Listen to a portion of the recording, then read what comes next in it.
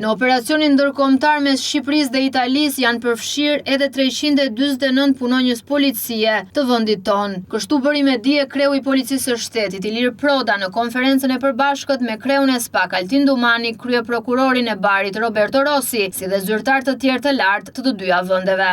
Ditën e djeshme dhe sot herët në mëngjes, Policia e Shtetit, Drejtoria e Përgjithshme dhe strukturat vendore të disa qarqeve janë përfshirë në një operacion të ekzekutimit masave të sigurimit të gjykatës së posaçme në drejtimin e dy prokurorëve të cilët gjej rastin t'i falenderoj.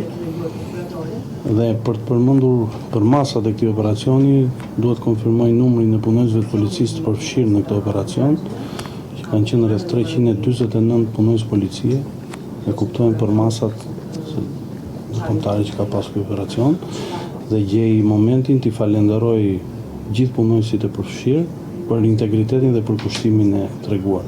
Në operacion janë përfshirë disa strukturat policisë shtetit, Drejtoria e Forcës Posaçme Operacionale, Drejtoria e Kundër Krimit të Organizuar, Forcat e Sigurisë Kombëtare dhe padyshim reparti jon special elit njësia Renea.